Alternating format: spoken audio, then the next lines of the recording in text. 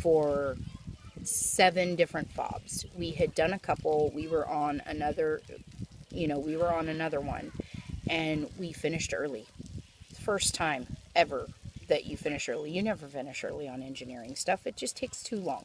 There's too many things that go wrong, and you can't help it. Murphy's Law, learn about it.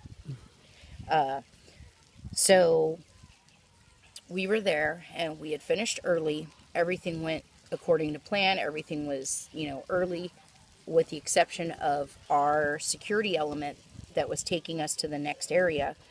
They were our escort. They kept getting turned around.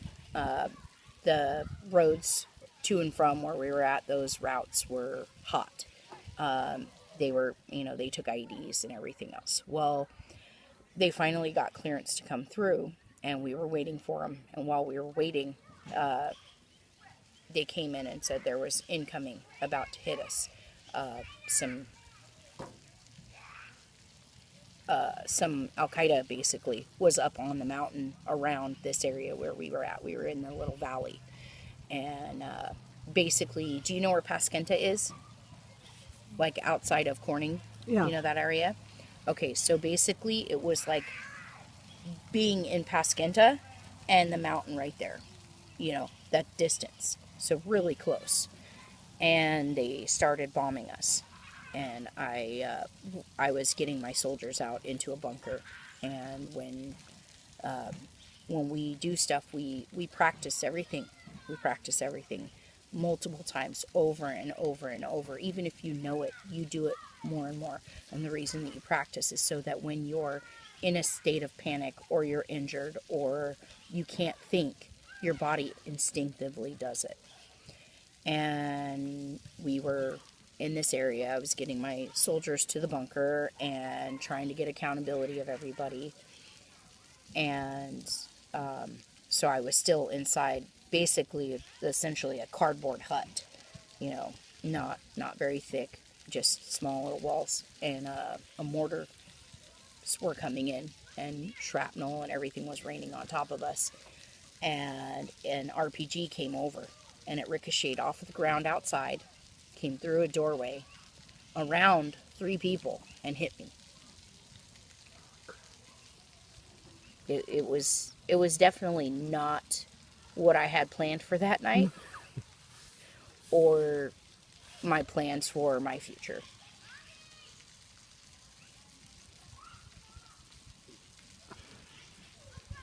I don't even know how to say thank you.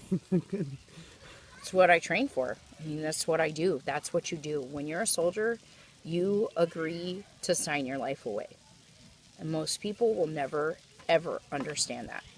And that's one of those things. If you're thinking about the military and you're really interested in the military, remember, you sign your life away. You lose all your rights as an American citizen. That the stuff that's going on in the world today, like Colin Kaepernick taking a knee for the national anthem. I fought so that he could do that. That's what you do. I may not agree with his decision, but I understand it. I don't agree with people that are burning the flag and dragging it behind the truck. I don't agree with that, because everything that I've stood up for says you have to be proud of where you come from and where you're going, and being a true patriot, being a true American, you have to love your country. And that's not showing your love for your country. That's showing a hatred for your country and where you come from. That's like saying you hate your mom, and that's where you came from, essentially. You could be on the worst terms with your parents, but that's where you came from. That makes you who you are. And to be a better person, a better version of you, you have to decide what you want. You really do. It's a tough decision, because you don't have rights as a soldier. You don't.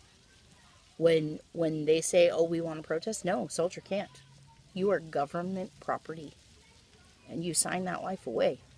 But there's nothing better to sign it over for than to know that you're protecting that way of life right there.